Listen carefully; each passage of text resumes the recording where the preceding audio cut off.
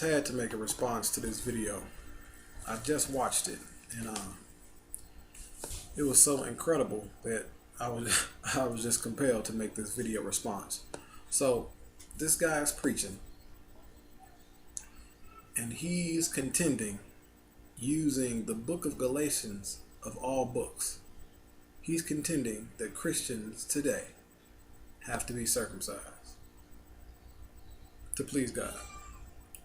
Well, the book of Galatians, maybe you could find another book in the New Testament, but the book of Galatians is the wrong book to use to try and bind the law on Christians. That's the wrong book. Galatians is actually the antithesis to law keepers. And listening to this video, I wrote down some notes, and I'm just going to go through the notes because every chapter in the book of Galatians tells you plainly that you ain't got no business keeping the law and trying to follow Christ. So we're going to start at the beginning. Galatians chapter 1. Starting at Galatians chapter 1, the very first chapter, Paul marveled that they had left the gospel. The gospel Paul received, he received not from a man. This is all in Galatians 1. He didn't receive it from a man. He received directly from Christ. And he marveled that the gospel that he taught them in Galatia, that they had left it already. Did this law that he taught them in Galatia include circumcision? Let's figure it out. Galatians chapter 2. Paul was up in Jerusalem. He said after 14 years, he was with Titus in the same gospel that he received from Christ, that he taught to the Galatians, that he marveled that they had left already. When he preached that same gospel, this is Galatians chapter 2, when he preached that exact same gospel, Titus, who was with him, was not compelled to be circumcised. Verse 3, Galatians 2 and verse 3. Titus, a Greek guy, hanging with a Jew, a chief Jew. He told you that in Galatians 1. A chief Jew knows, and Greeks knew, that were trying to please God, that if they wanted to be under the covenant, they had to be circumcised.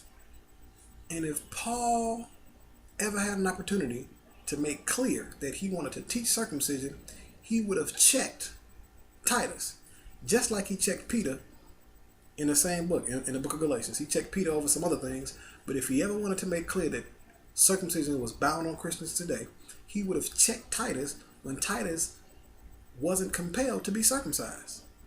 So Galatians chapter 2, Titus heard Paul preach the gospel that he mentioned in Galatians chapter 1, and he was not compelled to be circumcised. So obviously, circumcision was not in what Paul was preaching.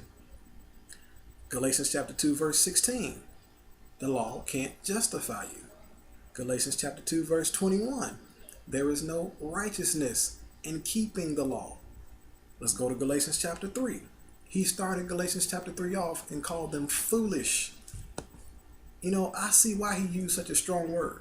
I've talked with some of you guys many times and other people that keep the law or try to keep the law anyway. And it's just plain foolish.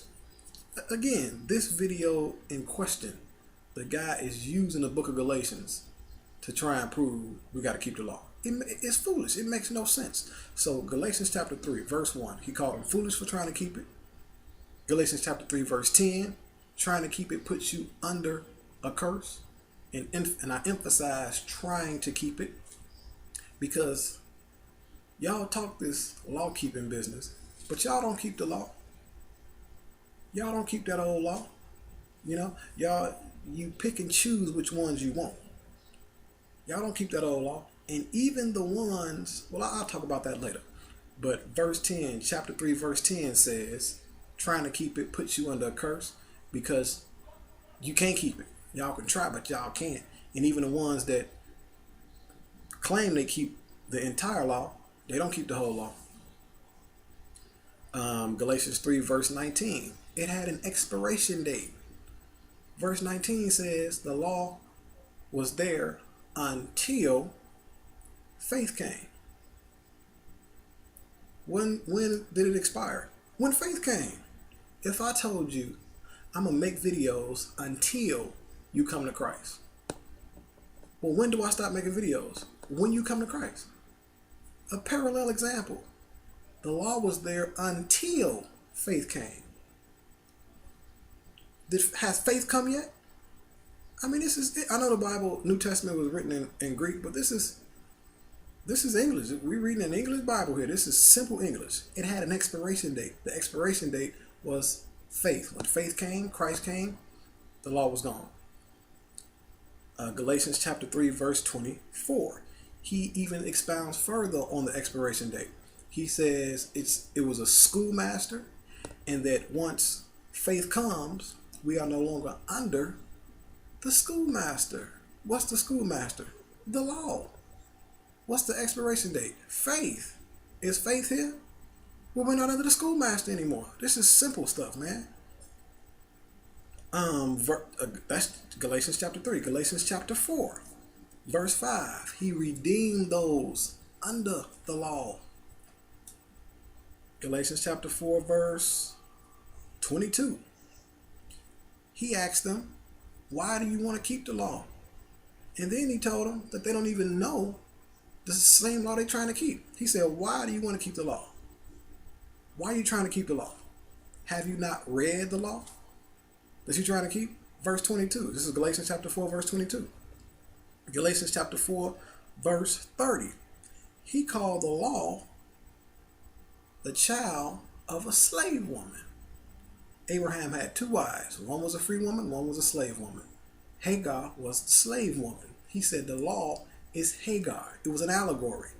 This is Galatians chapter 4, verse 30. And then in verse 30 he says to cast out the bondwoman, the slave woman. Cast out Hagar. Cast out the law. Simple. And in verse 25 he tells you who the law represents. The law, or who Hagar represents, or who the bondwoman represents. Verse 25 says Hagar came from Mount Sinai. What came from Mount Sinai? The law. What did he tell you to do with the law in verse 30? Cast it out. What came from Mount Sinai? The law. It was added when? 430 years later. Why? Because of transgression. What did he tell you to do with the law? With the bondwoman? With Hagar in verse 25 or verse 30? Cast it out. Galatians chapter 4. Let's go to Galatians chapter 5. Verse 1. It's a yoke of bondage. I'm waiting for somebody to twist that one and make the yoke of bondage something else. Pray tell me what the yoke of bondage is if it's not the law in Galatians 5 chapter 1. Galatians 5 chapter 3. If you try to keep one part of it, you are a slave to all of it. Tell me what all is. If you try and keep one part of the law, if you try and keep the dialogue, you got to keep all of it. If you try and keep circumcision, you got to keep all of it. If you try and keep Sabbath day, you got to keep all of it. You can't pick and choose. And again, like I said earlier, I've talked with some of you all personally, and y'all don't keep that law. Y'all don't keep the law. I've asked some of you personally, I said, via phone conversations, I said, do you keep the law perfectly? Do you keep the Sabbath perfectly? And you would say, well, no. I say, well, why not? Well, sometimes I have to work on a Saturday. But you're not keeping the law. And your excuse is, well, in America, we're under bondage. So, God gives us grace. No. Well, then take Galatians 5, chapter 5, verse 3 out of your Bible. Because it said if you try to keep one part, you got to keep all of it. There are no exceptions. Don't run the grace when it's convenient for you. If you try to keep one part of it, keep it all. If not, you under a curse because you can't keep it all. And not only those laws, that law, there are other laws that y'all don't even claim are still binding today. But Galatians 5:3 said if you keep one part of it, keep all of it. I mean, let's be real here. Galatians chapter 5, verse 2. If you are circumcised and teaching that or keeping the law, Christ benefits you nothing. Verse 4. He said himself, Paul said himself, or verse 11 rather, chapter 5, verse 11, Paul said himself that he didn't preach circumcision. This is what Paul said in verse 11. Galatians chapter 5, verse 12. He wished those who preached circumcision were cut off. I mean, I don't know what book. I don't understand what book of Galatians law keepers read. Let's get to the last book, Galatians chapter 6.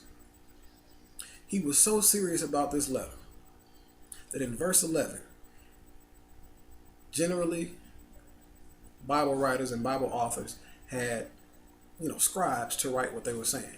But Paul was so serious about this letter. Read verse 11. He said he wrote this letter, or at least this part of it, by himself, with his own handwriting. He was serious. This is how serious he was. And he concluded it by saying, those who are circumcised and teach that Christians had to keep the law, in verse 13, he said they don't keep it themselves, which is what I just said. Y'all teach people got to keep the law, but y'all don't keep the law. Y'all don't keep it. It was a slave. It was a child of a slave woman. You're under a curse if you're trying to keep it. You fall from grace if you're trying to keep it. It's supposed to be cast out. Those who tell people they have to keep it don't keep it themselves. And you wonder why Christ called them hypocrites so often. Because they don't keep it themselves. Y'all don't keep the law like the law was in the Old Testament. It had a death penalty attached to it. But then you guys will say, well, that's what Christ came for, to rid the law of the death penalty. That's not in the Bible. I mean, that's just not in the book. It's just not there. So that's conjecture. Okay? That's an addition. That's your own addition. If you want to keep part of the law, keep all of it. When you can't keep the Sabbath, when one of your counterparts can't keep the Sabbath, stone them. When somebody gets caught in adultery, stone them to death. When one of your children get disobedient, keep the whole law. Don't be hypocritical. Keep the whole law. If you're not going to keep the whole law, come to Christ, come to grace, and let the law alone. So that's my, 5-10 minute little expose on the book of Galatians. And I'm just waiting for people to twist up these scriptures. I mean, it's incredible. I sit and listen and talk to people about law keeping, and it just blows my mind how you can read the book of Galatians again. Maybe it's another book in the Bible, in the New Testament, that authorizes Christians to bound Old Testament law on believers today. Maybe it's another book, but it's definitely not the book of Galatians. And I dare anybody to prove otherwise.